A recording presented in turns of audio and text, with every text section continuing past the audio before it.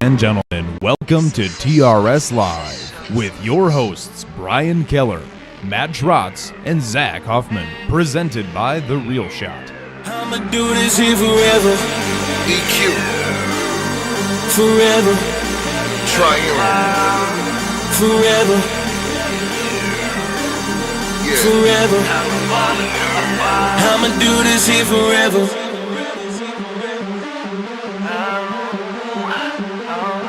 Let's go. All you haters better get comfy. This the day you've been waiting on. Y'all road is finna get bumpy. This the track I'm making my statement on. I ain't going nowhere. This the place that I'm making home. I'll do this shit forever. Hit the gas and I'm taking off. Ow. I was born with passion. My job is never ending and my hustle's everlasting. No matter what, I'm gon' ball, even with my back to the wall. And the best part is that this is the beginning. I'ma do this here forever. Forever. I wish everybody could hear Zach's countdown. It's so elegant. Well, I know you heard it. I said everybody. I heard it. I don't care about you. heard it. I don't care about you. Good Monday, everybody. I just want everyone else to hear how elegant it sounds. He's got such a great voice. He does have an amazing voice. It does. It's soothing. That's all there is to it. You know, I'm all jacked up and nervous. We get in here and then Zach just starts talking. He's soothing. And I was like, all right, I'm ready for this. Here we go. Yeah. Well, you should really, you've been talking about doing another podcast, Zach. You should really do one just live call-in therapy stuff. Don't even have no answers. You gotta have a whole thing nowadays, right? Like no answers. I'm not gonna help you anything, but I'm just gonna talk really soothing, and you'll feel better. Prevention. You lost that fish at the side of your boat. All right. Well, let me talk to you. That is awesome. Fisherman therapy. I love it. That would be An 800 number. You just call it randomly in the middle of a tournament. You're like, damn it. You swear it was a 12-pointer? What do you think that the spread was? Yeah. Are you upset that you missed that one? That's awesome. Okay, there's another one in the woods just waiting for you next season. But anyways. All right, that was awesome. I could have used that this fall when I missed mine. There you go. See it, right? I think you could be onto something here. Just message me next time. I will. Love the TRS hotline number. What we gotta come up with a name for that now. I like this. Oh boy! That's- All right, so it's Yeah. it's Monday. My voice is in tip-top shape, apparently. I think that's a great idea. TRS hotline for when you lose a big fish, you miss an easy shot. You can call in and somebody therapeutic can talk you through your draws. Yeah, I just envision that going someplace else where you don't want it to go. Oh yeah. You might be getting calls for 99 cents a minute going on around here. I'll never forget it. Especially with Zach's voice. I was a lot younger. I was like 18 and fishing a tournament with my dad. I lost a big walleye. I completely had a meltdown. Oh yeah. Complete meltdown. I threw everything in the boat. Yeah. I just hammered. I reeled everything in. I just hammered down and drove for 15 minutes. I was so pissed. Yeah. He's like, "What are you doing?" I'm like, "I can't even think straight right now. I'm just gonna drive." Yep. No, it's true. Luckily, I've worked myself out of that. When I missed the biggest buck I've ever shot at, I almost crying. Wasn't crying, but I almost was there. Shortly after that, on my ride home, I called Molly, and she's like, "What's wrong?" I go, "I missed the biggest buck I've ever seen in my life." She goes, "So? Do I have to monitor you? Like, you're on suicide watch right now." I go, "I almost used my safety harness to help support me in other ways." You put so much time and energy. We talk about this a lot. You put so much time and energy into doing this stuff. When that happens and it doesn't go the way you want it to go, it's like, Yeah. It's just, it's terrible. It is. It was like mine this fall. I just missed my anchor point. I bent at the waist instead of doing what I was supposed to. I got excited, and there walks away a 12-pointer, and you're like, "Oh my gosh, Isn't it what crazy did I just how do?" when You forget about the routine portion of it all. And you forget about it fast. And it's not just archery, it's fishing as well. Like you get anxious, you do something with the boat or with the net wrong, and that fish is still swimming. Well, that's like in sports, it's all muscle memory. Yep. With fishing, the more you do it, the better. You've got to get to the point in archery and fishing. So you got to get to the point where you're not thinking about the technical part of what you're doing, because there will come a point in time where you just black out. Would you say that to be true with learning how to use a bait caster? Yes. Is a bait caster a lot of muscle memory? Yeah, absolutely. Because it's all you're 100%. controlling it. Because I hardly ever use a bait caster, and when I do, Sounds weird. Like I'll have a couple like good bombs, and all of a sudden you just say, "When did you see?" And it splashes in the water. It's a lot. It's no different like we were chatting earlier when I said, I want to take a year to get used to being a boater. When you go from the co-side as an angler to the front of the boat, it's all muscle memory. Are you used to having that foot on the towing motor? Are you used to clicking the speed up and down with your foot? Right. I fished one turn. Not hitting somebody's boat. Yeah. Fishing as a boater, and you miss a lot of hook sets because you're messing with the trolling Well, motor. as I said, there's a big difference when you're the one on the boat making the decisions. Now you got to do that in the wind, cross currents, whatever, trying to focus on what you're doing versus just being on the back of the boat and just fishing. Yeah, absolutely. Let alone put it in the water off the trailer and everything like that by yourself. Right. That's so probably why don't you frame up the show today, Matt? All right. Well, obviously, here's our guest Tony Mollica. He's here from Omega. You can hardly tell by his clothing he has on today. Right. So he's going to introduce. This is our first year carrying the Omega line. Our product, you said, is shipping today. Yeah, shipping today or tomorrow. Shipping today or tomorrow. So Right we should have it in right out of the stock. warehouse. So where are they out of? Out of Missouri. Oh, so we should have it by the end of the week for sure. You should see it by the end of the week. That's got to be a 2-day ship, man. Yeah. So then it will be by the time we get it on the website. So you're probably going to see it on the shelves. On the shelves right away on the website prior to, as soon as we can possibly do that. So we still got a little backlog we're working on with the Great Lakes stuff. Oh, it's never ending. It's taking some never ending. It's taking some time, but we're getting through it. So then the second half of the show, whether Tony wants to stick around or he's got to get to work, like most people on Monday, we're going to call in and Skype in with TJ. We haven't spoke with him for a while with MLF. Now, is he in Wisconsin now? I heard last time I spoke to him, he's in. He's Wisconsin. probably trying to find the first plane out of here. I would. As he was in After he's Florida, been down he's south. in Florida and Texas for 2.5 weeks. He comes home to 60-mile-an-hour snow gales and stuff. I mean, I'm trying to find the first plane out of here. Right. So if the planes can fly out of I here. was actually. Good morning, everybody. I was in Appleton yesterday. Yeah. In that disaster, right? I was Amazing. heading home. I was taking the back roads home. I was trying to stay off of 41 because they had the huge wreck. Yeah. Yep. And we're heading right for the airport. I'm looking at the airport. I look at my son, Jimmy, and I go, you know what? We can just drive right in there and book because my wife's in Florida. Yeah. I said, we can just book the first plane ticket south. He's like, where are we going? I'm like, I don't care, It south. doesn't matter. No, and we're at the point in the winter, the late winter blues, where I think there's a majority of the people have that. I think, emotions are running high right now. People are missing that sunlight that's here and there every once in a while, going outside, getting some fresh air. Yeah, vitamin D is a big deal. It is. I think we're on that stage. If you're anybody that lives in Wisconsin, you're probably feeling the same thing. And I'm a snowmobiler. I personally love the snow, so Yeah. it can stay around for a while. But Yep. it does get days like yesterday. That's a lot. When it's 60 mile an hour and it's just It was blowing. brutal outside yesterday. Poor people in that major accident. I feel that's just terrible for everybody that's involved in that. Well, and that's why Slow down and be safe. there we Be go. safe. And that's why, as the TRS Live, that's why we try to talk about this kind of stuff to get people in the mood, get people ready for it, bring some excitement to people's life. So let's Something catch to up. look forward to. Let's catch up the weekend though. So Battle and Bagel was this weekend. Pretty awesome. I got to give a shout out to one of my best friends' brother, 400 Plath, Bo Hodgen, won a boat. That's awesome. 16-inch something, 1 point It's something. awesome.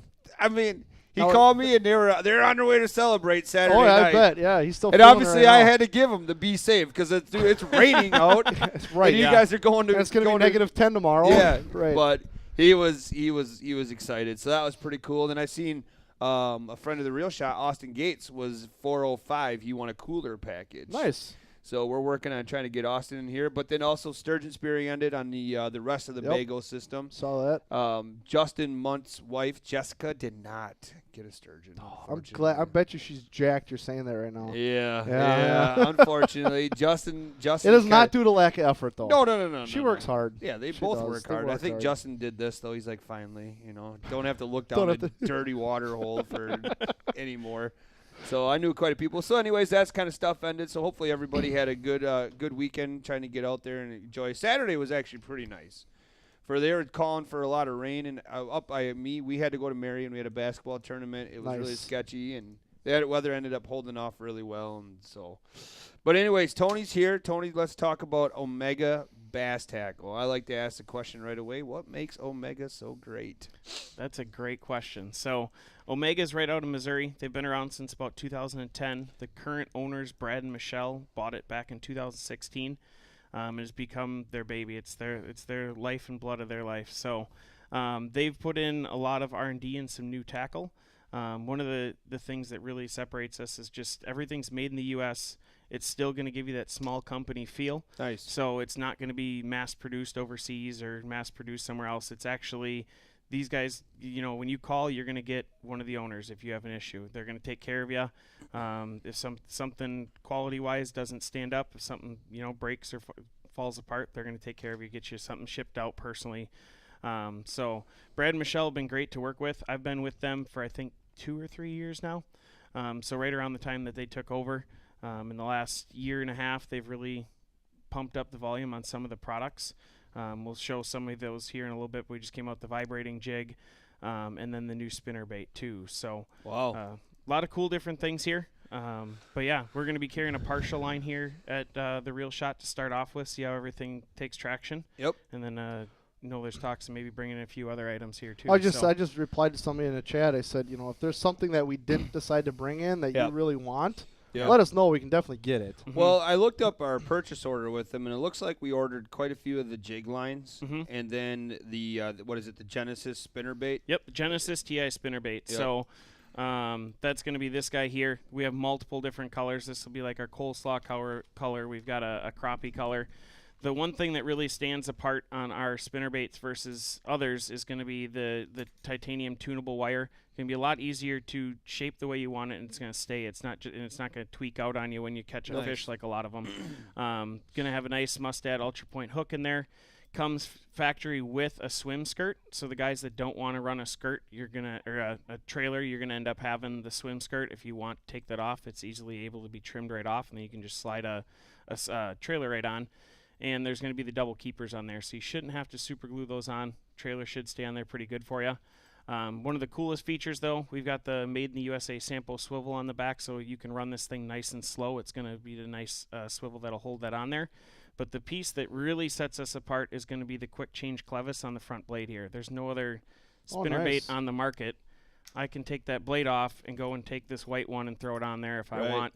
So it just eliminates, cool. you don't have to carry 25, 30 spinnerbaits on your boat. You can carry the 5, 2 of each color, have a box of blades, and just change them out. Obviously, it's easy to do with your split rings. Right. So it's real easy. Yeah, I mean, it's a great idea. It's pretty sweet to be able to do. Right now, we've got it in a 1/2 ounce.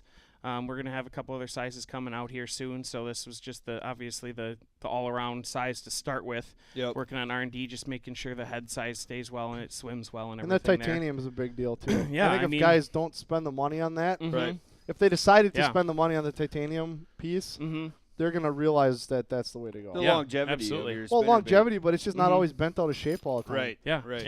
Especially around here where we have to deal with northerns. Yeah. The northerns love spinnerbaits. And this one, I mean, I fished this one last fall and pounded them. I've probably caught 50 fish on this. I mean, it's slightly bent in the middle, but it's just a matter of me tuning it back to where I needed it. But I mean, this caught 40, 50 largies out on the wolf last fall, just going out in the fall and hitting them. So they stand up. I mean, it doesn't look like it's caught 50 fish like some other brands out there. So the other one, though, the big one that a lot of people like from us that actually when I showed Ty here, this was the piece that Ty's like, all right, we got to get you guys in here, was our vibrating jig. So with the swivel. Again, going to have the Sampo swivel in there, free spinning swivel. That's really going to help give it that hunting action. So obviously, as we all know, the chatterbait's going to be a patent pending for a long time, and no one's going to be able to do it. So every company's trying to figure out something.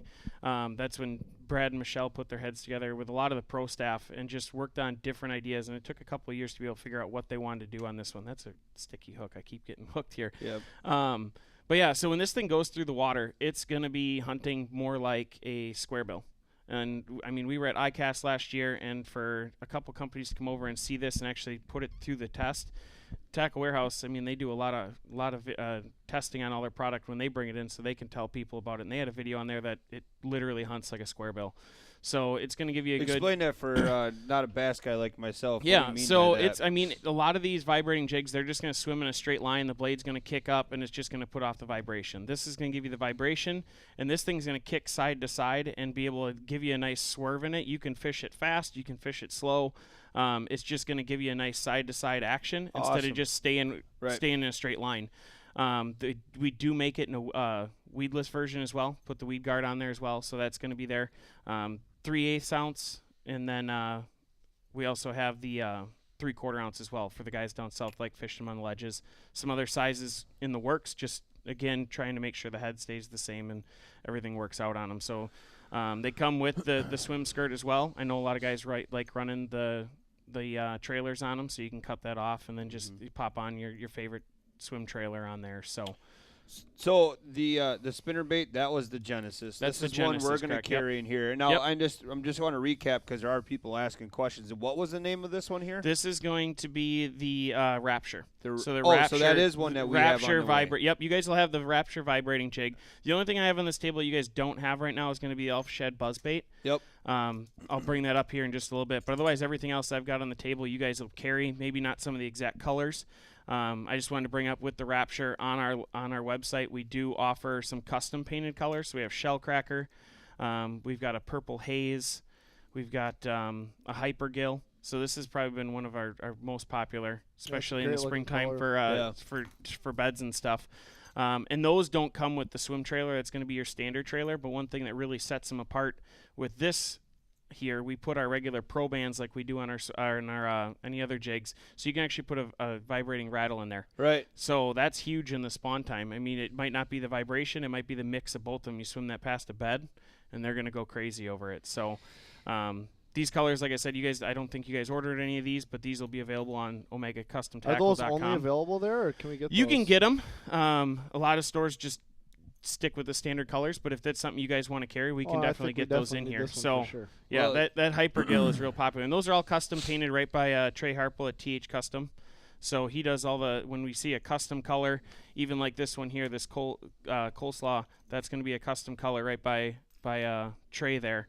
So he hand paints them all, sends them back over to Brad and Michelle, and they put all the skirts on, get them packaged up and sent out. So yeah, those are One thing I was noticing on here I really like is, I don't know if that's welded or what that is, that little bead that's on the split ring. So the bead helps the blade.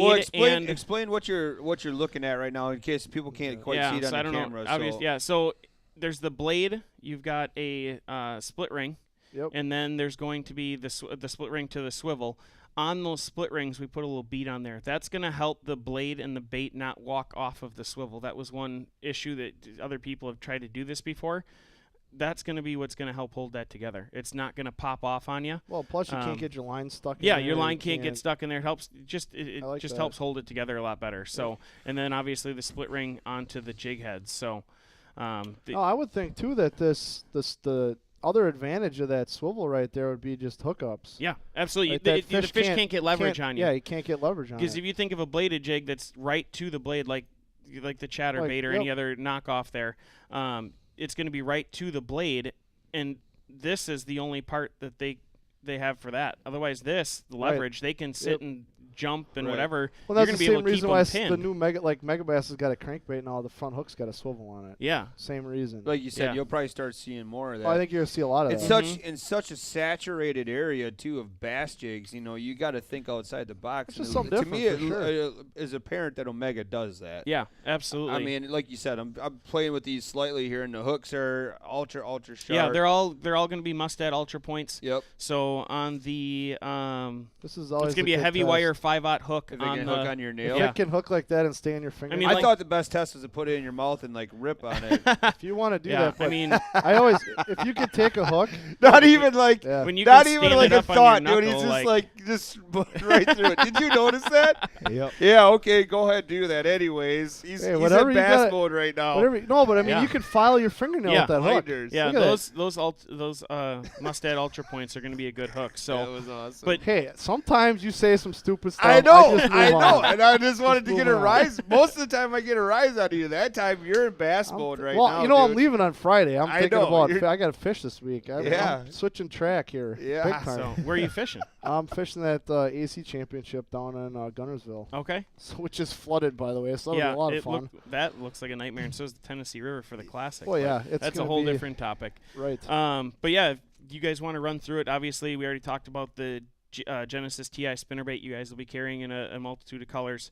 Like just to recap it, tunable titanium wire on there. The Made in USA Sampo swivel. That's going to allow you to run those at a real low speed if you want. I know during the springtime that's going to be a big thing, just slow rolling that across the bottom, letting that thing just clack right there on the bottom and imitate the bait fish down there. It's going to have a 5/0 Mustad Ultra Point hook, just like the other ones that we were just playing with the bladed jig. But yeah, and then the Rapture vibrating jig, again, going to have the 5/0 Mustad hook on there. The custom painted ones don't come with the swim skirt, but the other colors do. Do you know if we knew about the custom colors? Because that would not be a thing Justin would overlook. Yeah, I mentioned it to Ty when I dropped off the sheet. That's your problem. Yeah, you got to make sure.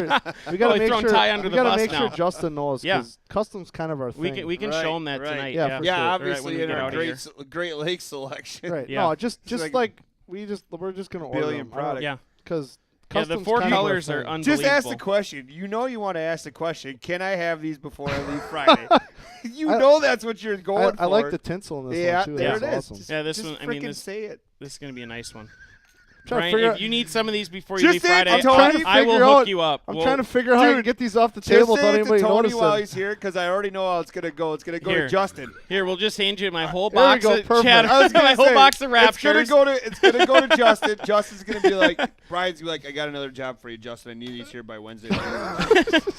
Michelle's watching. Michelle can make that happen if you want. Yeah. She'll make that happen. She'll put an order together for you and get it here before you leave Friday. We're definitely gonna get them. So Nick Elford gave a big shout out. He really is a big fan of Omega.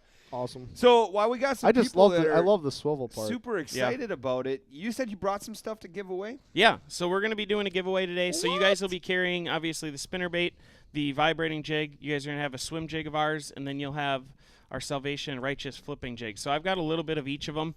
Items I'll be giving away. I've got 2 of the Righteous Finesse pitching jig. It's going to be a 3/8 ounce ball style jig. It does stand up pretty well on the bottom if you want to fish it that way.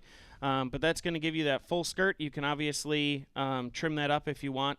And it still has the spots to be able to put Those the little... got a pretty heavy-duty weed guard on there. So they're nice. Which one is that one? The 3/8 Righteous Finesse. Yeah, that's the one I was So reading. If you're fishing this, you got to give her. Yeah, you still get it's going to be the heavy flipping 4/0 hook on there. So it's still a standard flipping jig.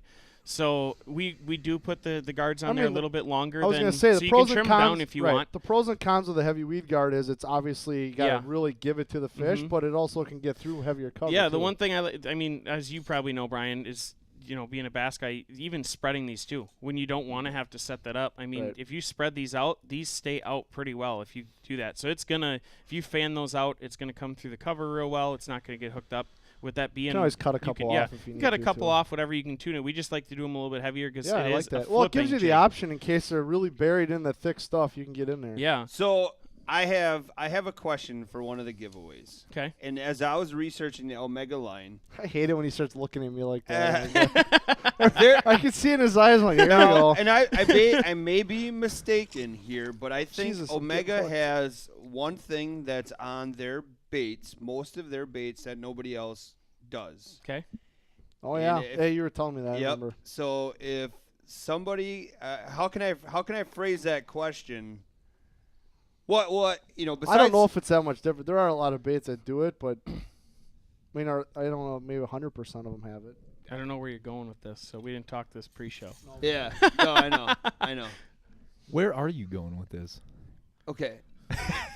All right. This is keep talking. Typical Matt fashion. Keep talking. So we'll just go into the next one. So you guys will be carrying the. So did you already? We got to get some interaction here. Yeah, we're gonna give this stuff away. Yeah, we're gonna be doing some giveaways here. So I just want to cover the other ones. Got it lined up. Since Matt's question was a complete bust. Yeah. Oh, now he joins the show. So we've got a 3/8 ounce swim jig. Yep. This is gonna be the Revelation. And that's swim got a jig. much lighter. That's gonna be a light wire. Yep. Yeah, it's gonna be a light wire weed guard, light wire hook on there. So still comes with the swim skirt. I know personally myself, I like to take the swim skirt off, throw a little Kitech on the back of it, or a small, cut a Zako in half or something like that, throw it on there. Never heard of a Kitech. What is it? Yeah, 30 running feet of Kitech. It's not like we just expanded on the Kitech. Never heard of Kitech. The other one that you guys are gonna be bringing in is the Salvation jig. That's gonna be like a little shaky foot. It's a stand-up screw lock head, so it's gonna be like your shaky head, but it's gonna have a flat little football head Oh, I like style. So that. that thing will just stand right up on its own. You're going to be able to screw that head of the bait right in there. That's so your awesome. trailer isn't being hooked right on there.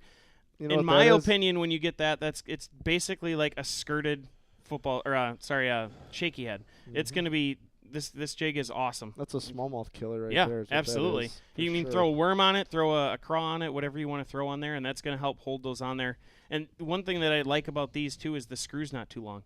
Some of them are either too long or they're one crank on there and then they just fall off all the time. Mhm. I think 2 to 3 little turns on there is perfect. Otherwise, you get too long and then your gap's too small for the hooks to get through. And so that'll That's be a good another looking one that you jig. guys will be carrying as well. So, but yeah, we'll do a giveaway. I've got 2 Salvation stand-up jigs. What do I have to do to win? Yeah, that's it. Do you have something in mind?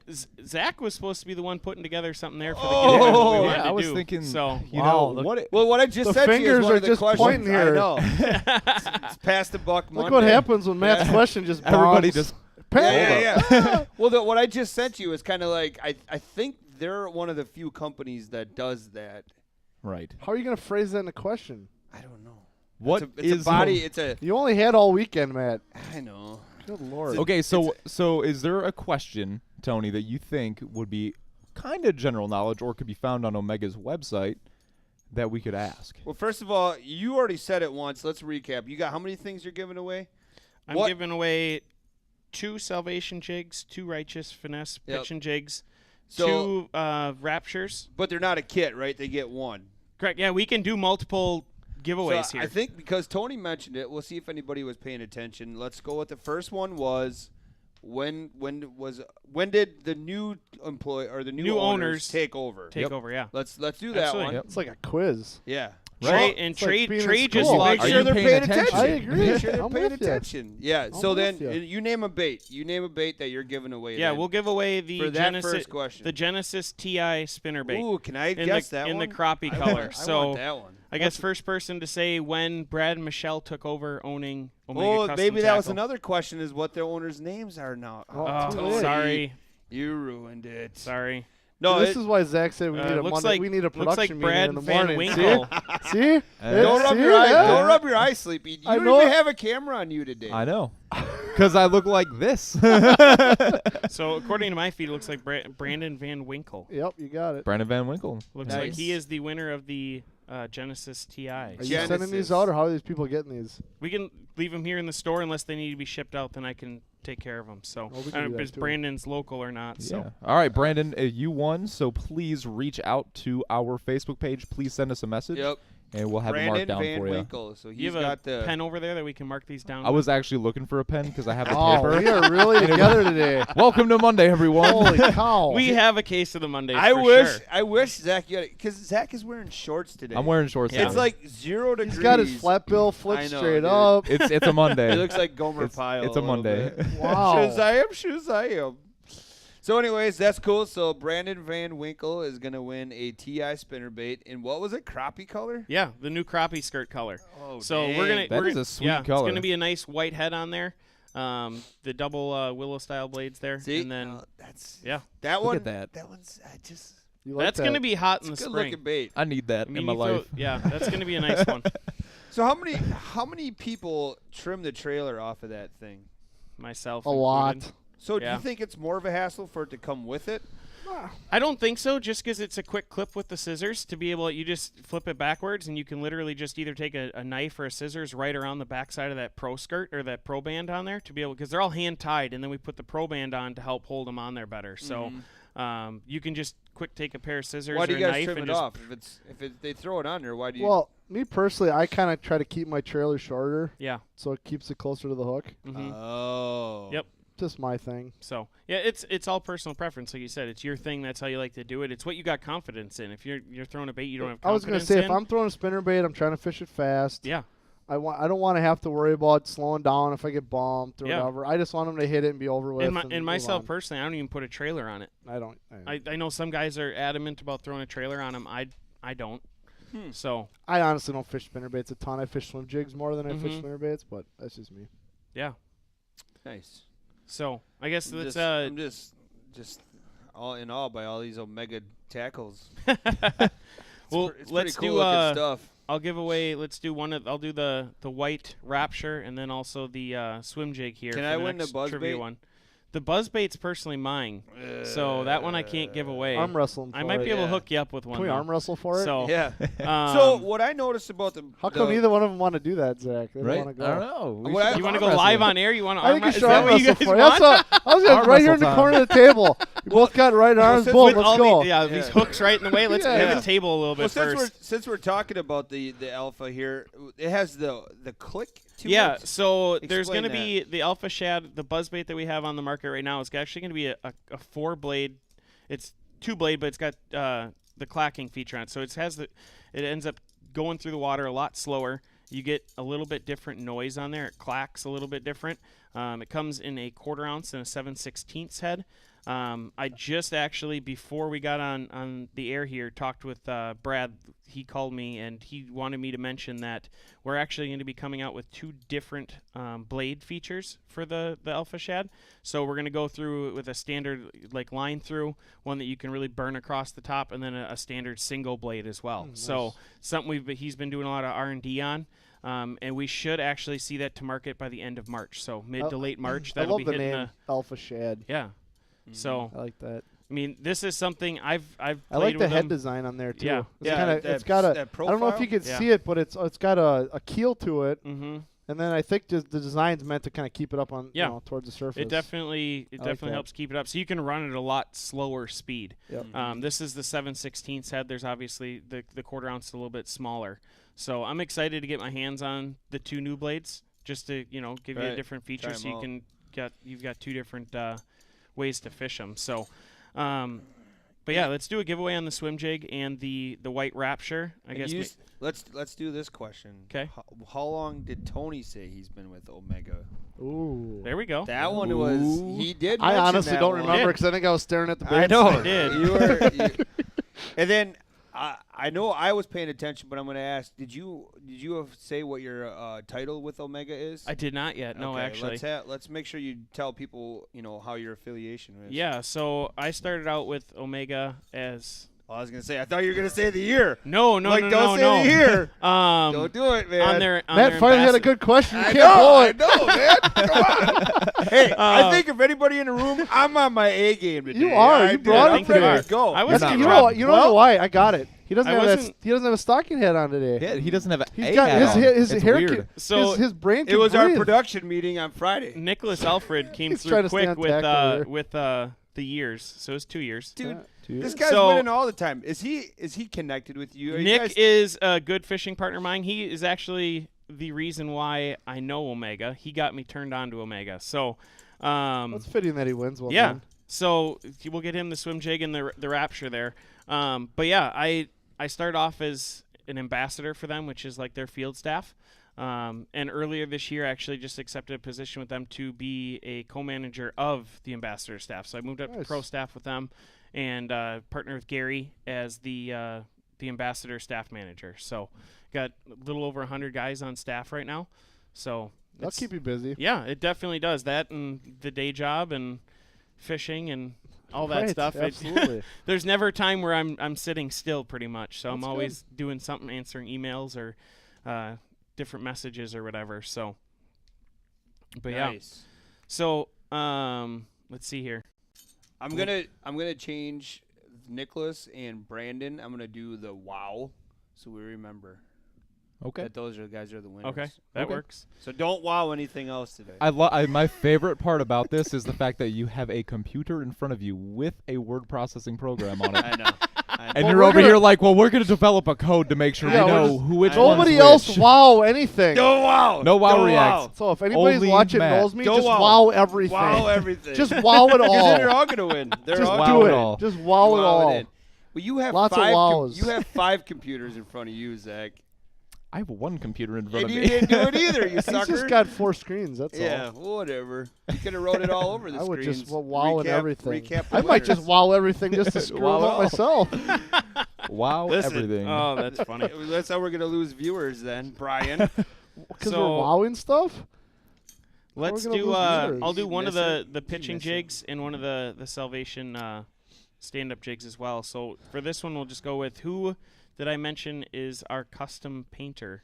Oh, that's another good question. And the custom painter cannot answer. Yeah. So he cannot win. Yeah, I just see that.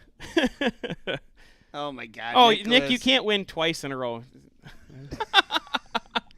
It's funny because the guy, your painter, just commented right above Nicholas's comment. Yeah. Well, he did. In his defense, he put that on there before he. Right. So we'll go with Tucker Corey, Yep, TH perfect. Customs. He put Trey's company name on there. Nice. So we'll throw those two to Tucker. I actually just saw him this weekend at the fishing expo. He stopped by the booth I was working. Oh, and how'd that go? Chatted with me for a while. It went well. I've never been down there to that show before, and I was blown away. It's 150,000 square feet in the expo center down there. Nice. And yeah, I was down there with Enigma Rods. I was working the booth all weekend with them, and it was insane. Constantly busy, and I got to stare at the new Vexus boat across from me the entire weekend. What'd you think of that? It's amazing. You like it? Yeah, they had the 2080 there with the 200 horse on the back.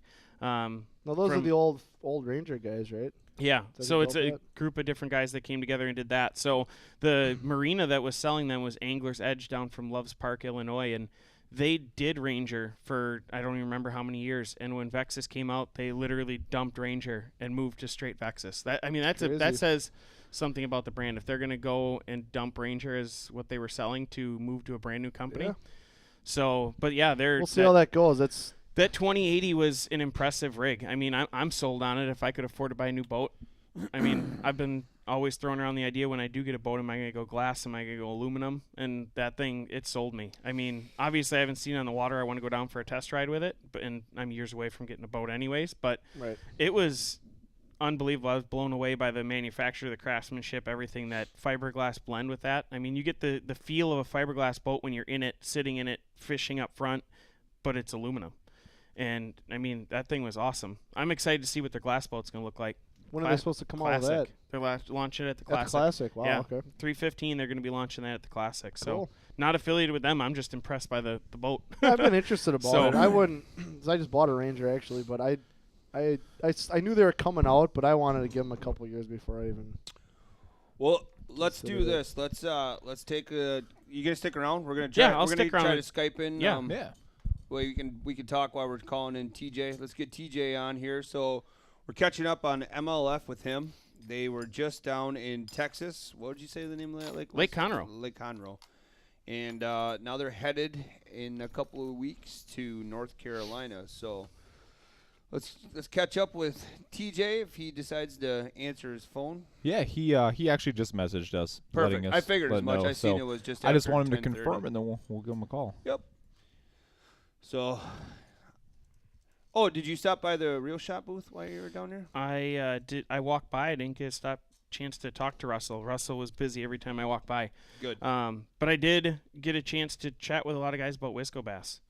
I think that would have been cool if they could have been down there having a booth or handing out pamphlets, because there's guys I was talking to that didn't even know about it, and they're like, That's "What?" an interesting. So I was like, "Literally, here, I'll send you an invite. Go do it." Because there's a guy that's on staff with me with a Enigma, and I was chatting with him, and he wants to possibly fish the Opens or the Costas or something, and he's like, I just don't want to deal with the boater, non-boater. I was like, have you heard about Wisco? He's Right. like, no. I was Cool. like, you gotta fish. I was like, 175 a tournament, and you're fishing solo, and you got the chance to win that Angler of the Year $6,000 package to move up. Right. And I showed him the schedule, and he's like, that's an awesome schedule. That plays right into my wheelhouse. I'm like, dude, you gotta sign up. You gotta sign up. Yeah, that's a So, good point. Yeah. I mean, yeah, that was I tried to push it as much as I could chatting with guys. So, I think it's going to be an awesome circuit. I think guys are going to love it once they kind of get over some of the stereotypical mindset about local team stuff, and they have an avenue to kind of, and it's not for everybody. Mm-hmm. No, I'm not knocking anybody. I'm just saying. Yeah. Yeah, I'm excited to see it. I'll definitely be coming to check out some of those tournaments. No, I think it's going to be awesome. Are there anybody in the Wisco or the Fox Valley Bass Club that are going to try to move into it? No, not that I'm aware of. So I know I'd love to do it next year, but he's unavailable. What are we doing with the audio there? Because now I sound quiet again. Here we go.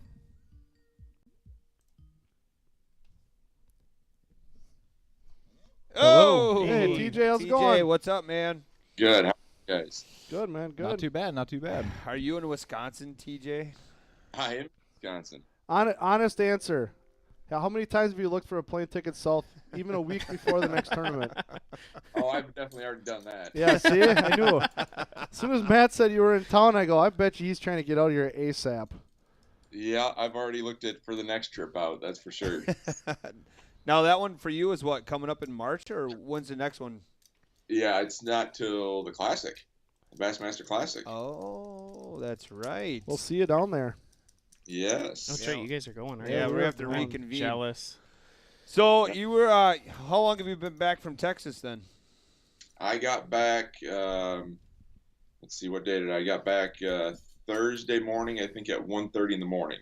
Nice. And regretting it every day since, besides seeing your family, right? Yes, that is for sure. So how did that last tournament go out? I mean, obviously we know that Evers was the winner and everything like that. What was the vibe like in that one? It was even better because now, I mean, having one under the belt, I think they felt like they were pros running a tournament now. It went so much smoother. They just had everything. They kind of had a better idea of how everything was going to run. They actually made a change on the post-game show, which I think was good. Instead of running all 40 guys through, now they're just having like the top 25 from that day. Yeah, I agree with that. That's not going to be the feature for that event, anyways. No, but it just shortened the show up by a good half hour, so that was huge in itself. Well, and it's like any sport too. Like, the media and the masses as a whole, they want to talk to the guys who did it, not the guys who wanted to do it for that tournament, right? I mean, Yeah, exactly. And I know they're going to fine tune it. They just have. I mean, they were only planning to activate at 3 of these this year. Otherwise, it was really just an event that was going to be recorded and on the internet. It was not for people necessarily for people. They weren't promoting for people to come see the event. So people did come. But that's not their focus this first year, really. Right. It was really about just getting this thing going, getting everything running smoothly, and then, working in activation on 3 out of the 8 events this year, starting to work it in. But that was really their plan this year. Yeah, and I heard an interview with Boyd where he said the exact same thing. He said, not that we don't care about the weigh-ins or the after show type thing, but our real driver is the online viewership. Correct, absolutely. Which makes a lot of sense.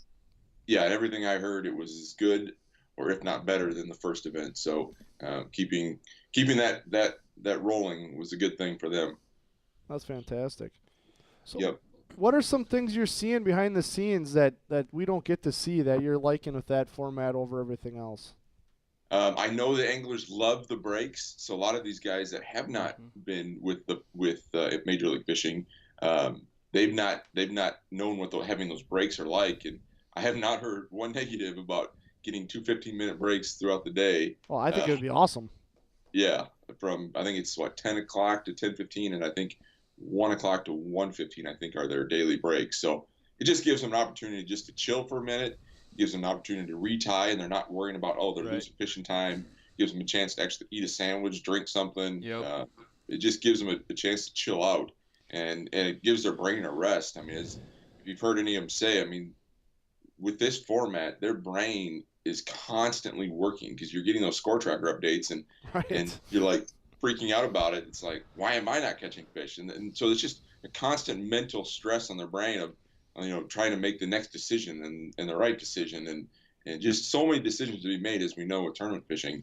I think those breaks definitely help them throughout the day. No, sure. I agree. I think that's the big thing with this format, that the guys that necessarily don't like it right away just because it's different, right? And there's always those people that don't like things because it's different. But I think that when they come to understand how it's different and why it's different and how that, I think, benefits the sport as a whole and especially the viewers and all of that is that that you got to be catching them nonstop. Whether or not it's 8-pounders or 1-pounders or whatever, you can never take a break. Yeah. Right. Like you don't get to take that 5-minute break after catching an 8-pounder because somebody might catch 8 1-pounders behind you. Right. We're in a normal tournament circumstance. You put an 8-pounder in the ball, you can kind of like, whoo, I got a little cushion because who's going to catch an 8-pounder? Yep. And the one thing I noticed, and I think it's changing the way the fishermen think of how setting up their boat. Did you guys notice that Edwin Evers has a power pull button back by his cockpit? So that way when he's catching the fish and he's flipping it in, he's not having, if he gets the penalty, he's already able to hit the button so his boat's not floating away. Oh. So he moved a button back there. I was like, that's genius because you can hit that as you're fishing. You're not having to worry about drifting out of your spot if you know that fish does hit the carpet and get the 2-minute penalty or whatever. I was like, the things these guys are going to think of to better themselves is unbelievable. Right. I was sitting in the boatyard and I saw that was going on, and he asked me, he's like, what do you think? And I'm like, you don't think you're going to trip over that at all? And he said, well, I hope not. And then after seeing it, like, they literally, I had talked to the power pole guy, and they were getting phone calls, like, I don't know if it was the day, I think that was on Thursday or Friday that he did it, and they were already getting phone calls from guys wanting second buttons to do exactly what he was doing. Did Evers say he just came up with that now? Because I bought his last boat, and he already had one on the console on the boat I bought. No. He put one. So he has that one. Okay. He put one. I forget your name there. Tony. Tony. Yeah, Tony. Sorry. Yes. Yep. I didn't get a chance to watch it, so I'm not. Okay, so what Tony's talking about is he put a pedal or a button that he has up at the front, or any of the guys have up at the front. He put one of those, a down button, the down one. Oh, that you can actually step on. Yeah. I gotcha. Back on the back of the casting deck. Okay. So right on the corner of his on his rod locker storage box, in the corner where you would lift the corner up, he has it right there. Gotcha. So when he comes back, he swings the fish in. He's looking towards the guy that's going to weigh the fish, and all he has to do is tap that button instead of having to go back to the front, risking having that fish fall on the carpet or anything. And it's just making one more move that makes their efficiency as No, that makes a lot of sense. I thought he was referring to the buttons that he had. No. Yeah, no, they're on the carpet. Okay, very cool. That's and awesome. Then he has the other one, the up button on the right side, for a secondary one too. But that one on the down is the more important one. Right, for sure. Oh, that's a great idea. Well, I think a lot of people need to realize this is the guys that innovate this stuff are those guys. Right. Mm-hmm.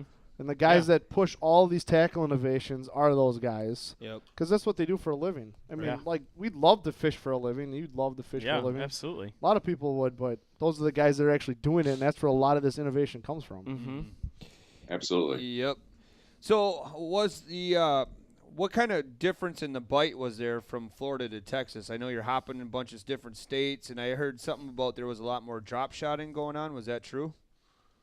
Or was it not? I mean, Edwin caught the biggest fish of his week on a drop shot in the last 10 minutes of the tournament. Right. Yeah. I guess that's kind of where I'm getting at from. But I wouldn't necessarily say there was a lot of drop shot. It was a lot of like bladed jig, a lot of Brett Heights, jackhammer, that bait. A lot of like Edwin his main bait was the Berkeley Pit Boss. So he was throwing that around quite a bit. He used that vibrating jig. And then he caught the 8-1 on a bottom hopper, which is, Berkeley makes that a bottom hopper, is what he caught that big fish on. So that was his baits. That was how he caught his fish. But a lot of guys were catching them on spinner baits. Again, lots of vibrating jig. There was a buzzbait bite going on prior to the tournament, and then the cold front came through. And I think I didn't hear much of the buzzbait thing going on at that point then. Trying to think what other... A lot of vibrating. Andy Montgomery caught. I don't know if you guys saw. Oh, that video was awesome. It was unbelievable, and he's one of the guys I work with, and so I actually had the video on GoPro too. We had caught it on that, and it was just an incredible catch where the boat, that 9-pounder, hits the side of the boat. Oh, it was 9 awesome. out of 10 times. We showed that on the show here live. Like not live, but we showed that. It was. I found some of the comments off that really. It proved but it proved to me how people don't understand what the format is and how it's different. They was like, why would you try to boat flip a 9-pounder? Well, he didn't have a choice. Yeah, he had 10 seconds to get a 9-pound fish in the boat. Right. Like what? Right. I mean, that's awesome. But that's what I mean. Like, could he have lost it? Sure. And that's you read the comments. You're like, why is he doing it? That's stupid. Who does that? I'm like, because. Who has 10 seconds to get a 9-pound fish in the boat? Right. Think about that. And if they would have listened closely, they could have heard the official, 10, 9, 8, 7. Yeah, oh yeah, we called that out on the show here. If you listen real quiet, you can hear the official counting. I do think that's something that, I don't know if they can get the official to talk louder or get that overlaid on the screen. Because then people could see that. That would have been pretty awesome. Right. There's definitely a learning curve. Sure.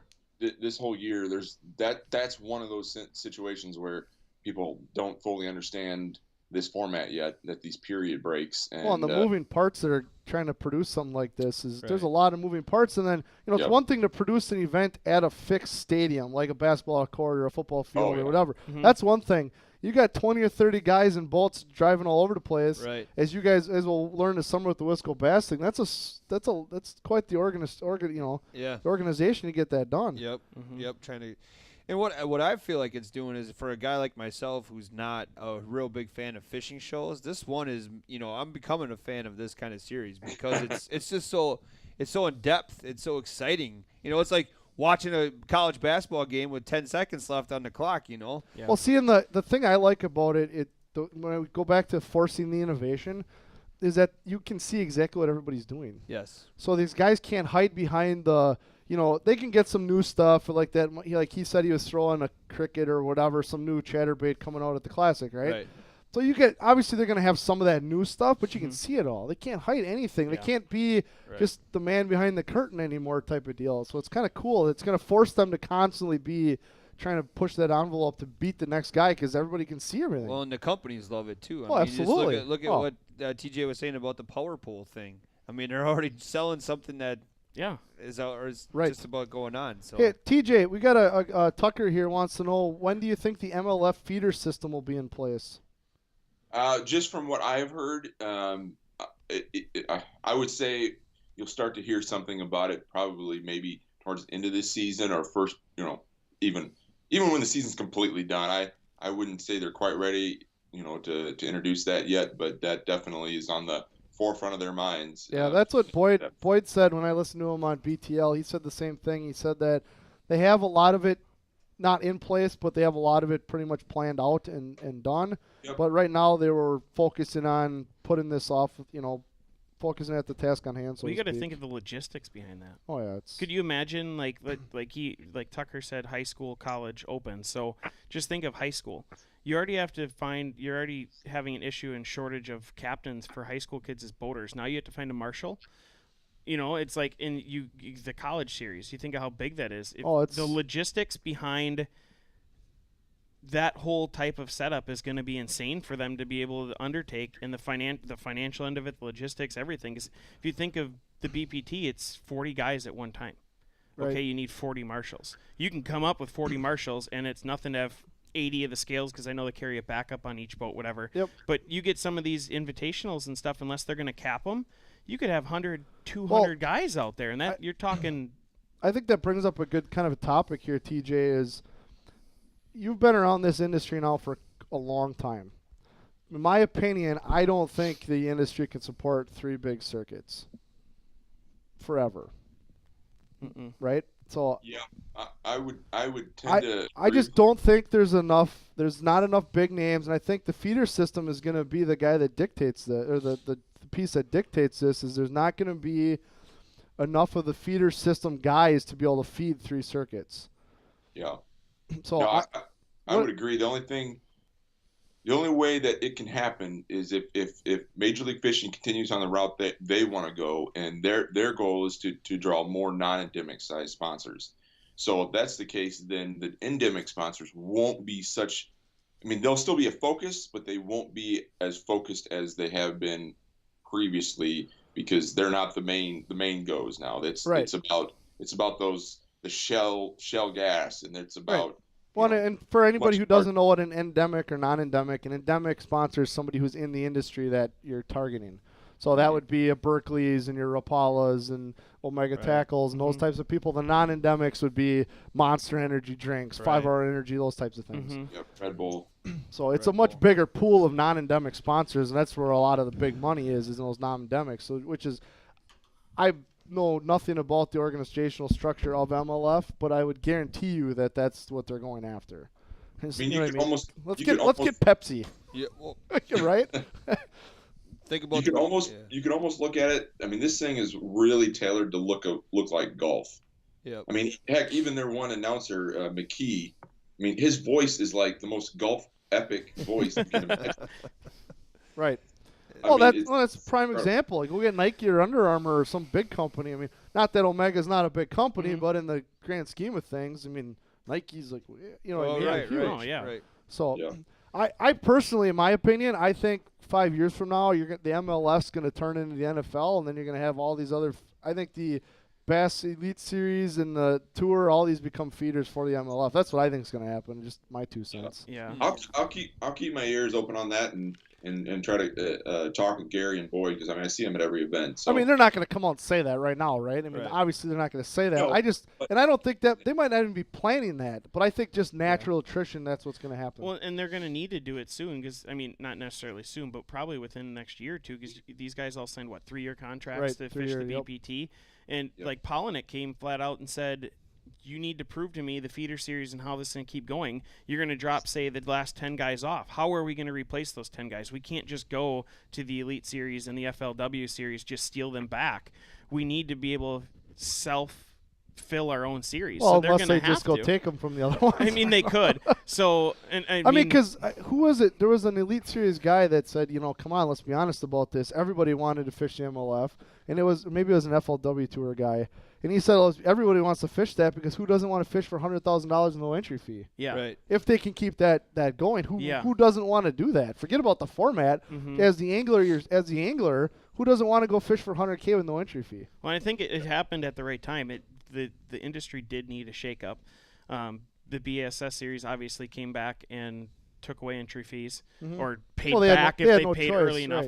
And FLW said, we're just going to stand put because, in my opinion, FLW has the best feeder series with the BFLs. Then you have the Coastas. I would agree and completely. you have, obviously, your college and high school, which BSS has as well. But I think ultimately, like you said, MLF is probably going to be here to stay because you have the conservation end of it, and it's entertaining. Like, me and you are bass guys. To me, I'm always going to love the 5 fish. But you're getting a guy like Matt into it who likes to fish, but he doesn't really follow the tournament scene, and now he's hooked on it. Right. And you're going to have 2 sides of it, and that's where I think MLF, like you said, will be able to expand in the non-endemic end of it.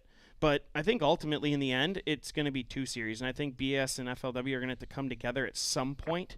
And I don't know what that's going to look like, if it'll even happen, or if it's just going to be the battle of who's going to be left standing. Who's going to be left standing. But is like BTL, like you said, you listen to them. I think Mark has a good point on there. Johnny Morris is the one who can do something about all of this. He's going to be the one that's going to be able to come in and try to do something because he's got stake in all 3 leagues. Yeah, I don't know. It's interesting. So, TJ, we got a question from Larry. He wants to know, are the boat officials paid in the MLF? That's a good question. The last time I heard, they are not, but they get stipends, I think, for food. I think their stays. I think their stay might be covered. No, but and they don't allow the anglers to have their numbers either. So I mean, they're trying to keep some kind of separation there. That from a cheating standpoint, that can limit those opportunities to happen. Are the officials the same for every tournament? Is it like the NFL where there's certain guys that do every single one? So they had, when they agreed to be one, they had to do a minimum of 3, sign up for at least 3 events. Okay. So I'm sure they've got a pool of there will be some rotation, I'm guessing, because I'm sure not all of them sign up for every one. But majority of them are middle-aged to, retirement age guys that are doing it. I mean, that's just... Oh, it's actually an awesome gig if you like fishing. I mean, yeah. Go learn from the best. And those dudes might be the hardest working dudes on the whole thing because they're out there for 6 days straight. Yep. Same time every morning. They don't have any off time. Like they've got to be on. And the only time they get off is those 2 15-minute breaks throughout a day. Right. So wait till we get somewhere where, like, say we go to a lacrosse where they could catch 100 fish in a day. Right. Think about how much work those dudes are going to be putting in. Yeah, that's well, it's totally different point. Than the other Marshall programs. They sit and take pictures and I'll put in the bass track numbers, whatever. These guys are up on their feet every 30 seconds. Like you said, if there's a 100 fish day, they got to be exhausted by the end of the day. And like you said, do that for 6 days. My gosh. Then add in somewhere where there could be, the heat is actually a factor. Mm-hmm. Yes. I mean, those dudes are, yeah. Those doesn't dudes sound are like TJ signing up for that anytime soon. Yeah. Heck, my job to even become more work than the anglers because I'm on it every day too. Whereas these anglers, they go every other day. So I'm waking up every day at the same time. Sounds like a good time to raise your rates, TJ. It was a good off season. Have you got a chance to do any fishing while you're at these tournaments? Yeah, well, last week, or I guess 2 weeks ago now, I wasn't on last week, but the week before, yeah, I was out with Brett Height. Oh, I didn't know if you were fishing that day or just doing social media stuff. No, we were fishing there on Lake Seminole. The fishing was not good, but no, I did that instance. But yeah, I mean, I'll certainly get opportunities throughout the year, especially with this format. When the guys have days off and I go film with them, you know, we might get done shooting what we need to do for, you know, whatever client that I'm working for or getting content for, and then we could go screw off and go catch fish or whatever. But I should be able to get a little bit more opportunity to fish with them. Yeah. Nice. Well, I think as the guys settle in and kind of get used to the routine and that type of thing too, they'll be a little more relaxed.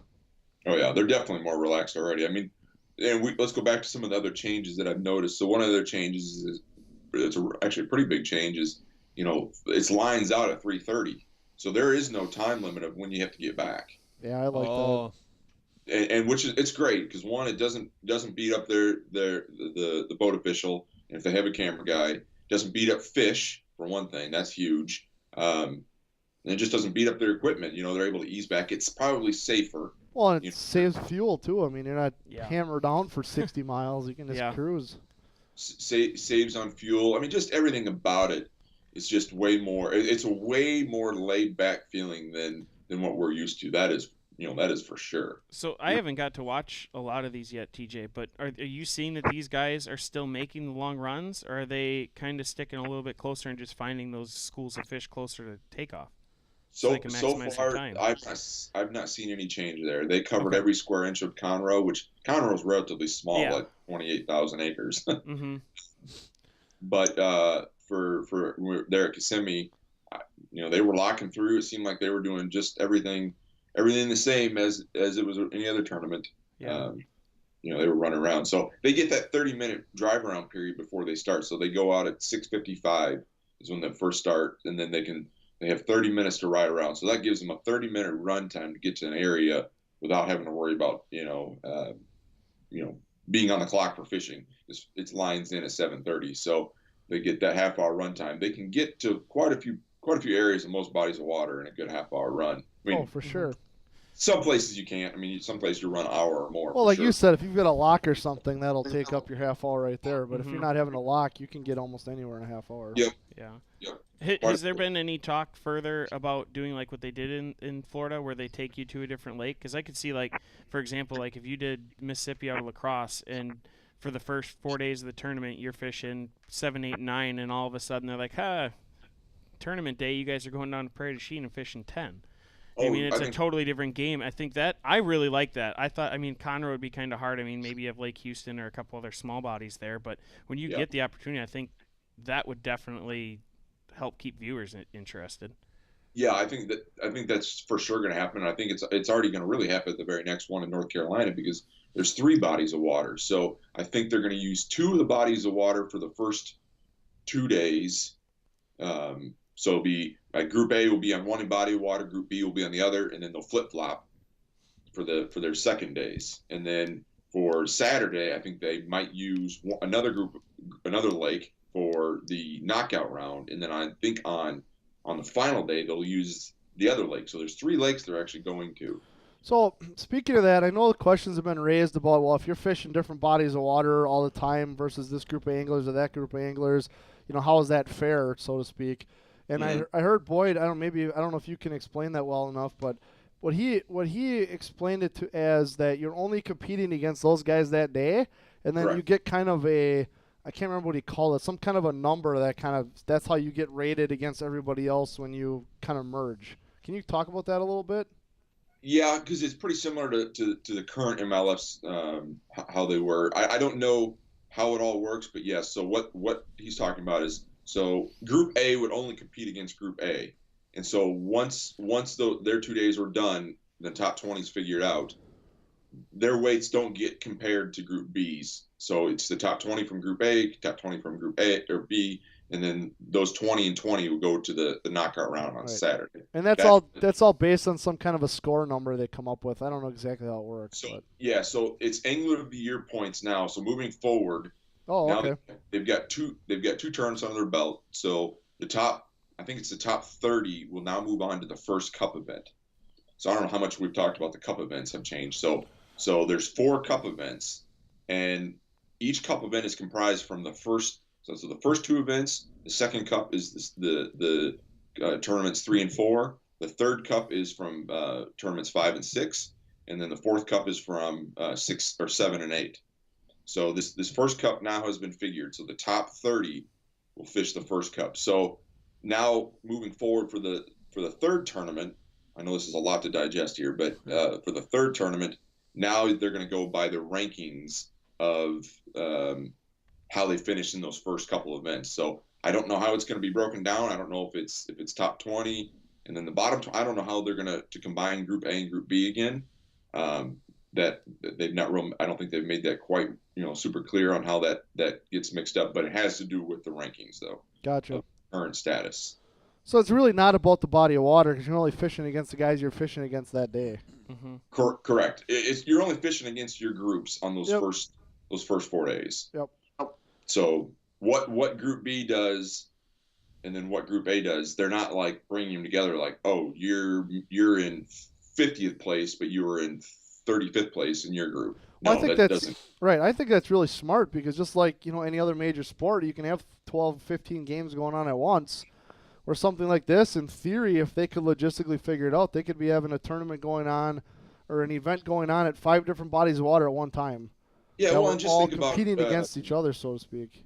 Just think about the different days. I mean, we saw it in Florida. One day it was really rough and kind of overcast and nasty, and the next day it's flat calm. It's not fair to compare the conditions from one day to the next when the fish were biting great for Group A, and then you put them on Group B on there and compare their weights. That's not necessarily the fairest way. I totally agree. That's what I'm saying. It's a great thing they did. They did it like that. It gives them the option. Yep, exactly. Tucker's got another question. He said, would the MLF broadcast team consider putting in a best 5 feature on the score tracker for the viewers? I can kind of answer that because I heard Boyd talk about this too. Is their long-term end game goal is that you can pick which guys you want to watch. Oh. He said that on BTL. So I don't know if you've got more insight than that, but he said that their end game is that they wanted to get to kind of you pick whoever you want to watch or pick the 2 or 3 guys you want to watch, and that's who you get to watch. I'm wondering if Tucker's wondering though, like what their best 5 fish are. Oh, I don't know. Maybe that could be another thing because I know because diehard tournament anglers again. 5 best, they're wondering what their best 5 are. I've been fishing my whole life tournaments. I don't get that. Best 5? I get the best 5. Yeah. I don't get why guys are so like that means something. Like I don't get that. It's never like you pull up to a gas pump after the end of the day. I don't walk up to you. Hey Brian, what's your best 5 go for today? That's what I'm saying. No, how'd you do today? Right. Oh, great, you caught a 10-pounder. That's freaking sweet. That's my point. Right. Because that's been one of the biggest arguments I've heard is that's this best 5 thing. I don't. Yeah. What is that? Who cares? Like, I don't understand. I agree. It's probably only well, a thing. It'd be like in football, like how many times did you score outside the 40 today? Right. Yeah. What? Well, like, is that even a thing? Even in BAS, weren't they like best 3 for a while, and then they tried like best of 7, and I don't know. Yeah, it's just like all football. around. It's just ingrained. How many yards did the quarterback have? Right.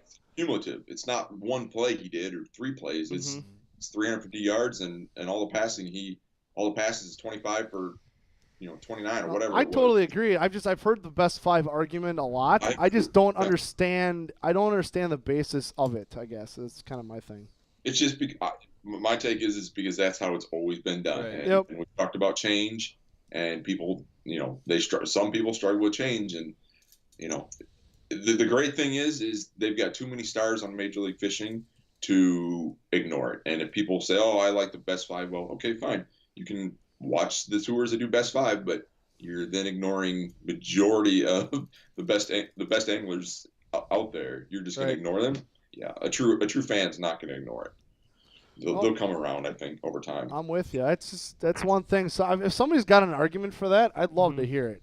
Like I would love to hear why a best 5 matters. Other than, you know what I mean? Like I would love to know that, but going back to your choosing the anglers you watch and BTL again, would you pay for that, or are they going to have to do that free? Like, if you had to do a $10 a month subscription for the season, to choose, I want to watch Brandon Polinick, Boyd Duckett, like, I want to watch those 3. Well, I'm sure that's where it would go. I mean, like, they're going to have to. Are they going to have a? Right? Yeah, they're going to have to. But is the average angler, today's angler that MLF is trying to capture, are they going to pay? Well, I think it's like if you go back to, I think all sports revolve around football for the most part. I've said that a lot because football is a cultural sport in America.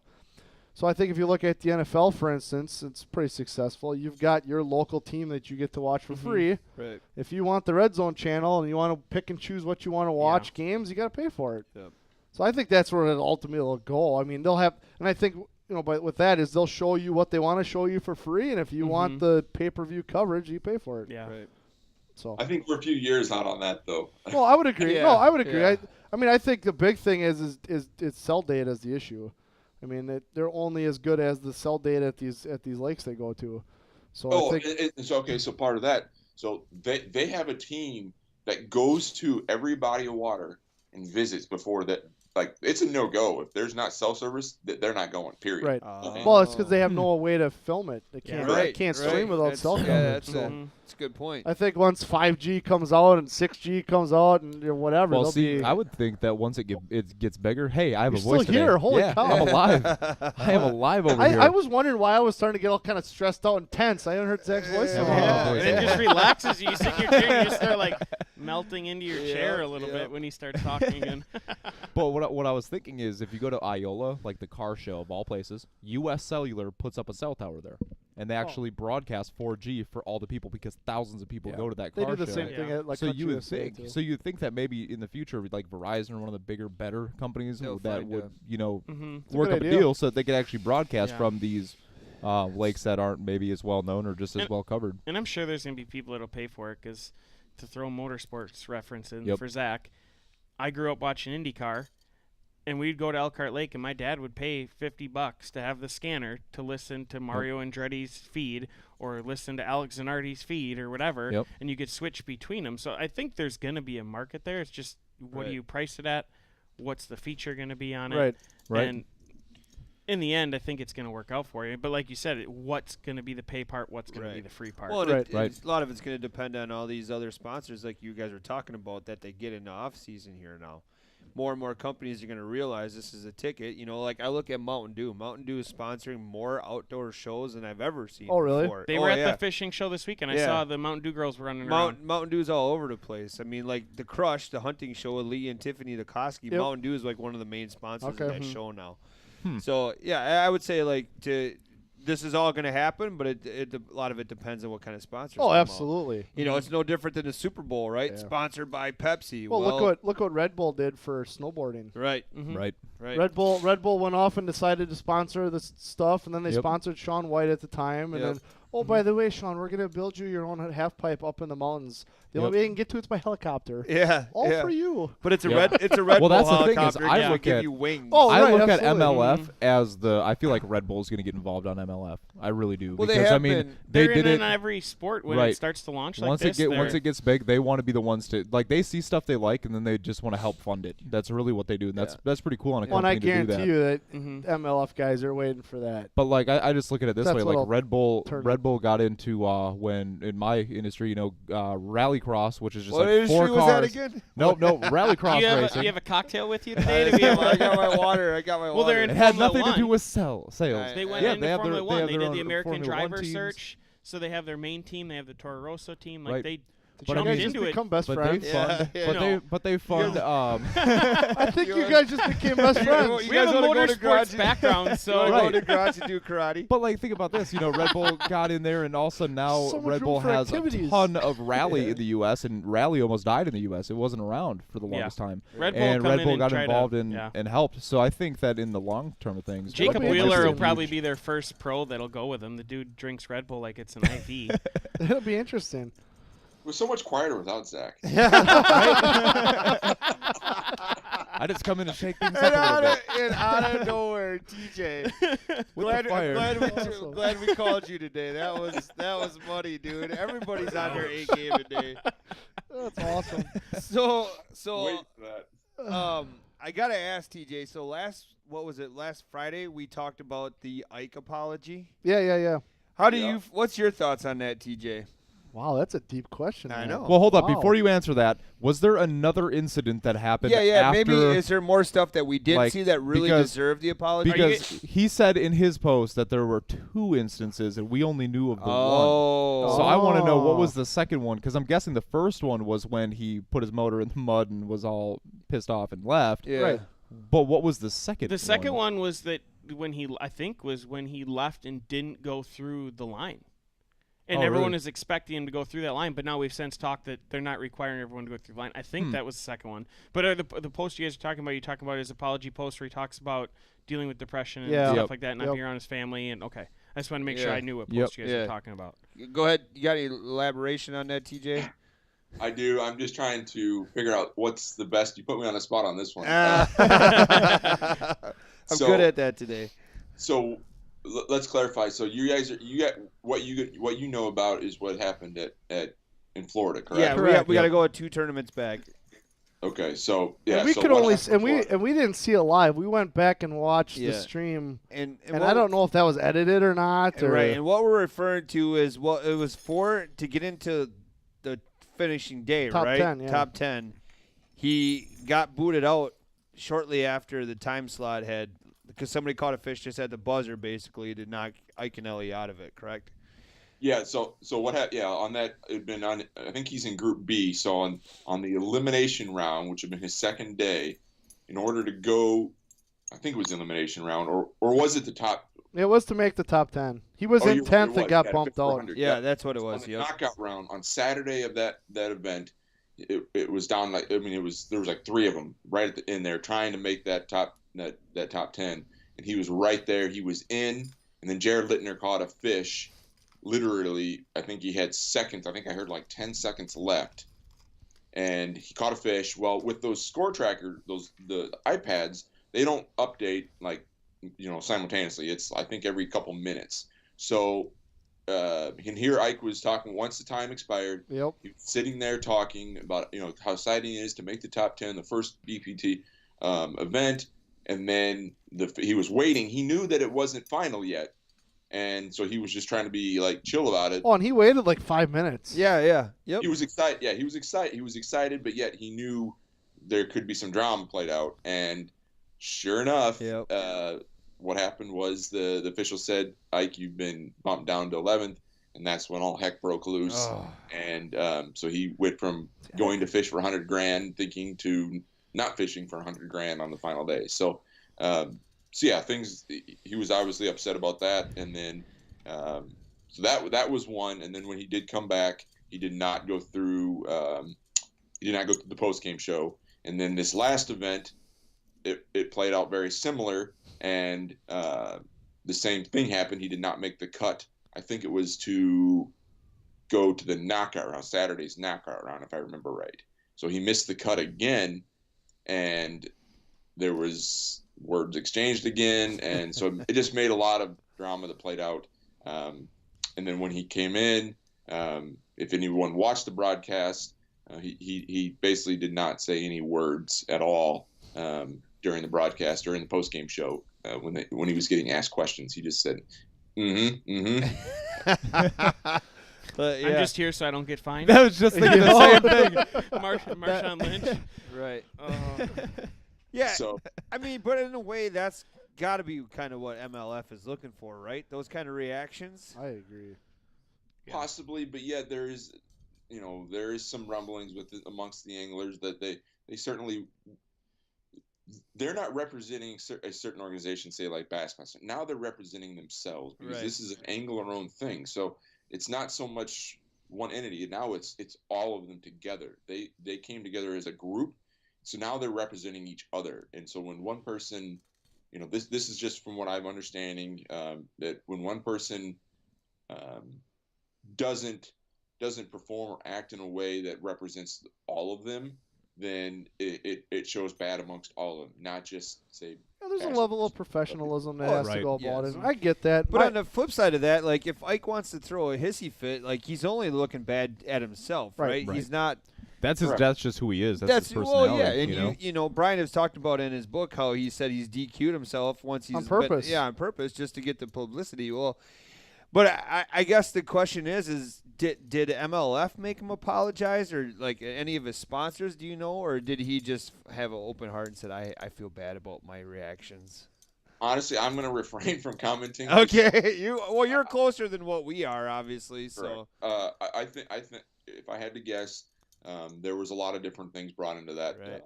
But I don't want to speculate, so we'll just put it out there. Moving on. Yeah. Let's move it on. Not going to circle back to that. Yeah, either. let's not circle back to that one.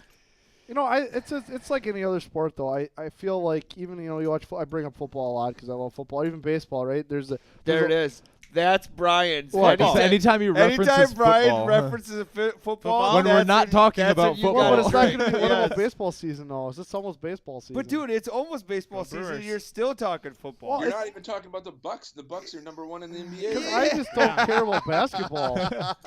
Mind you, actually, I watched a little bit of basketball at the bar this weekend. I was watching the WNBA. Oh, and God. Hold on. I know.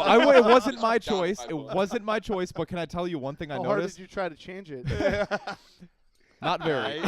Guys. But now listen to this, though, is we're watching the WNBA, barely. We were eating, right? And I just happened to notice that those ladies play so much harder than anyone in the NBA plays. Oh, yeah. Like, they go hard in the paint. Mm-hmm. Yep. Like in comparison, which I get that there's a difference, especially on the pay scale and not trying to get injured. But wow, they played like crazy. So that just side note here. So what I was going to say before we segued into Brian's a sports junkie was that there's a fine line between the professionalism and the raw emotions of what you're trying to watch. And I feel the same thing about football. Like, I don't like the end zone celebrations. I think it's ridiculous.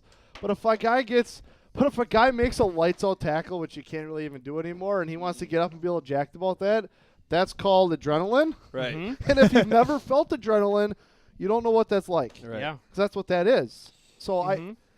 I don't know.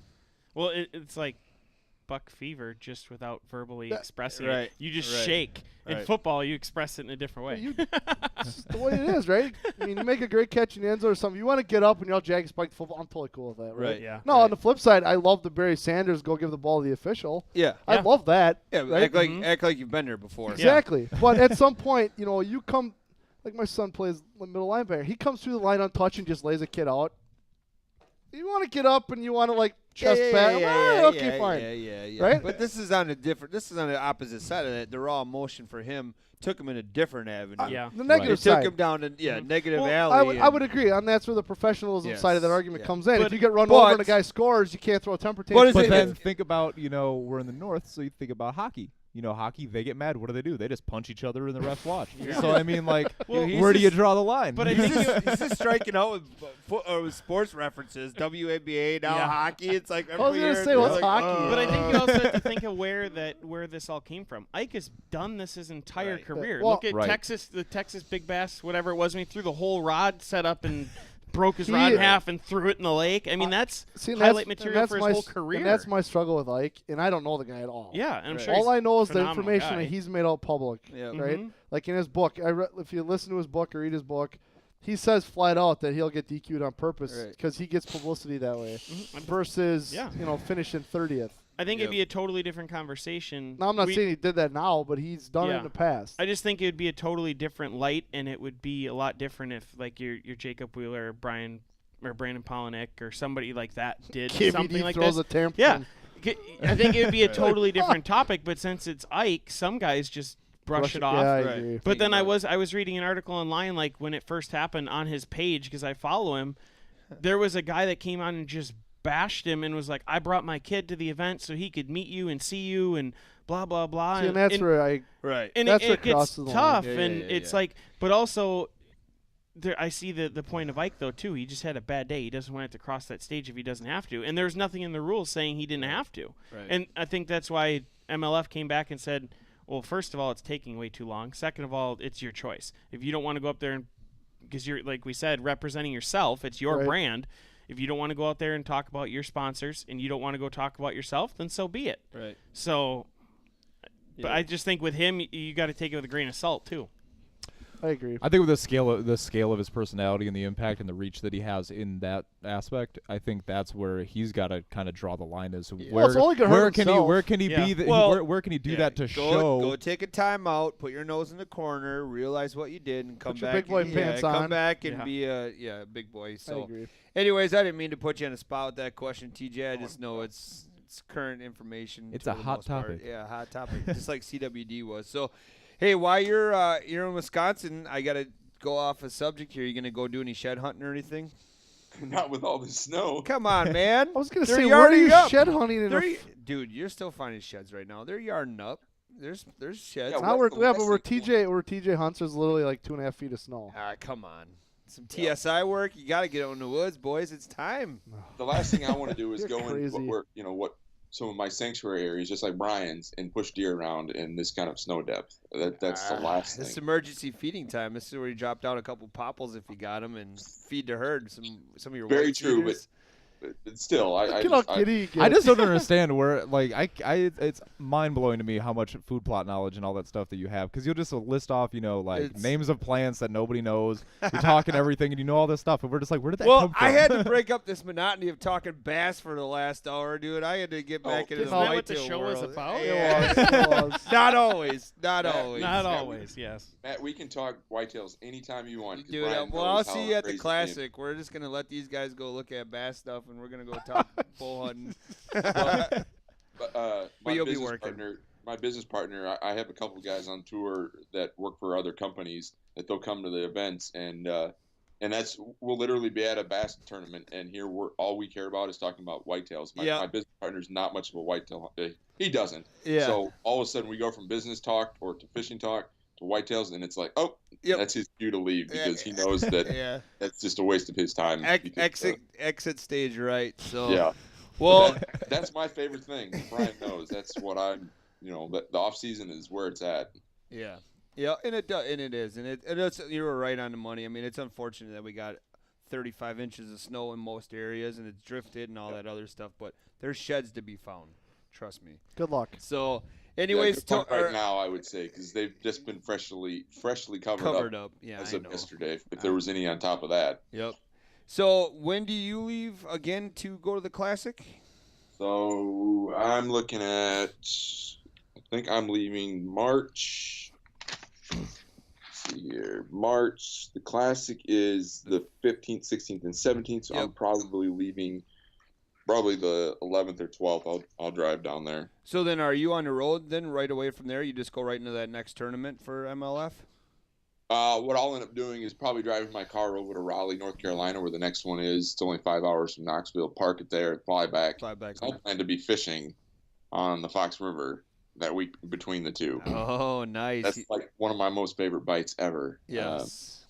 I can't not fish that. So I'm guessing with this winter we've had, I'm not thinking we're going to have an early March on the Fox River quite yet. Does not appear so. Yeah, but as we know how quickly the tides can turn on that place. I mean, it can happen really fast on the river there. Right. So, that's my plan, is to, in between the Classic and the next MLF, is to hopefully be fishing in the Fox River. Awesome. So maybe we can come, Brian and I can get out. We could come to you live from the river or something. Yeah, I like the sound of that. There we go. I like the sound of that. I got a new boat to break in. If that happens, you know you have to take Zach and I with you. I mean, that's just we got to get content, guys. That's what it's all about. We got to get new pictures. As long as Brian and I are holding the rods and you're holding the camera. Oh! Ouch! Yikes! Ouch! Yeah. Good luck, TJ. You're doing your own food plot work again this year. Hey, TJ, thanks a lot for your time today. Yep. Enjoy your time back in Wisconsin. We'll see you at the Classic. Absolutely, guys. Sounds good. All right. Thanks, man. Again. Yep. Bye. All right. Well, cool. That was a good one. Yeah. It was good to get caught up on that. I mean, it's nice to stay current with them as much as we possibly can. Well, it's nice having an insider kind of view on his thoughts. I liked when he had to pump the brakes there for a second. Yeah. That's when he asked a good question, Matt. Well, it was. And he, think about it, he probably bumps shoulders with that guy every once in a while. And that's the last thing. What are you saying about me? Hey! Because TRS Live is very popular, so worldwide, especially with the Elite Series or the Bass Pro guys. Right.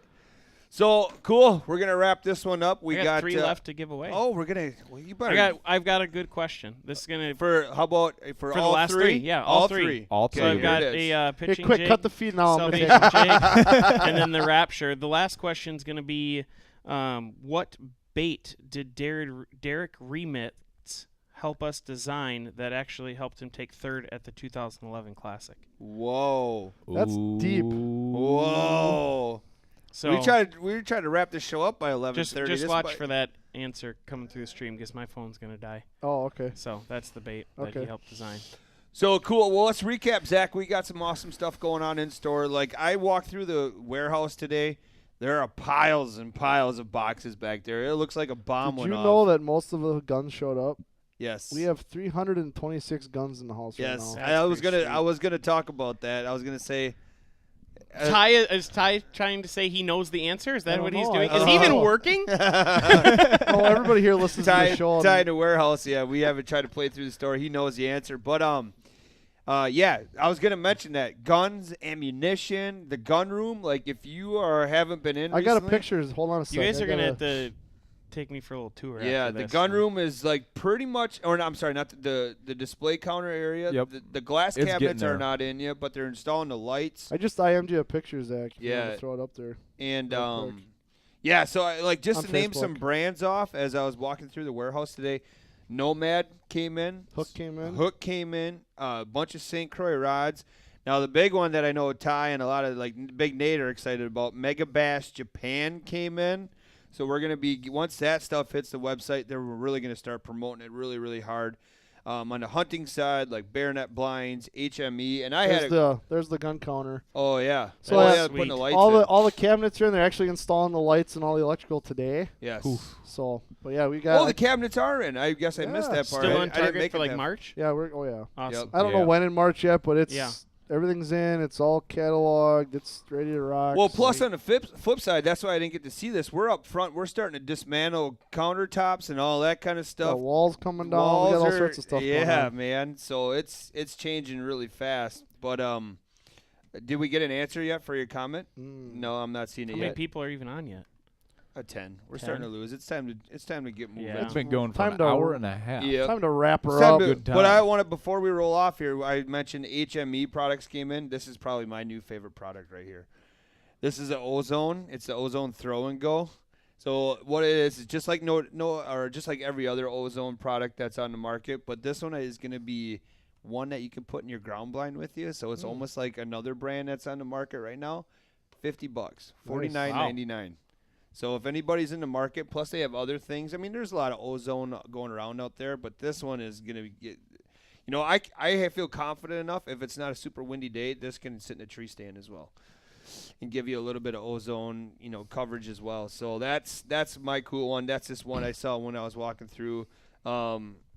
We also got some new Viper custom flicker minnows. Those just came in the last couple days. Rapala. I mean, we got a lot of stuff. Dude, there's a lot. So much. So just, again, be patient with us. We're trying to work as hard as we can to get that stuff received. Well, not you, but everybody else. Well, yeah, I don't work hard at all. But we're working hard to get it from the warehouse dock on the floor and then on the website. I mean, Nick's been taking pictures nonstop. We got Miracle now. He's putting the products online. I don't know if he's cool with that. His first name is Steve, but his last name is Miracle, so I think it's going to hopefully stick.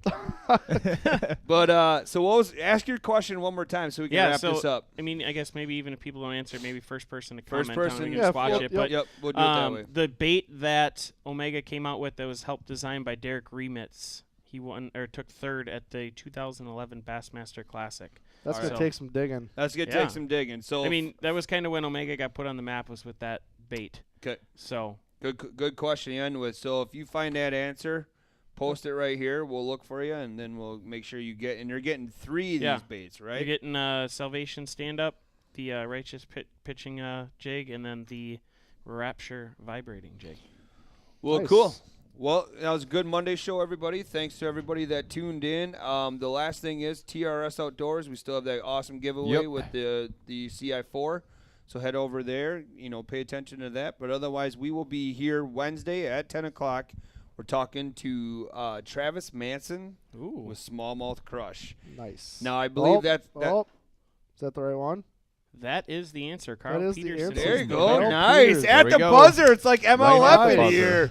Yeah. He just hooked a Nice. 9-pounder at the buzzer. Yeah. Very nice. So, yeah, Travis Manson is not in studio. I believe that's a Skype call. So Yeah, we'll have to confirm that and make sure that's called. But Smallmouth Crush, so he'll be talking to us on Wednesday at 10 o'clock here at the Real Have Shot. you ever met him? I didn't. You're in for an interesting hour of your life. I've had some brief conversations. I kind of want to with come him. back in and sit in on that with you guys. Yeah.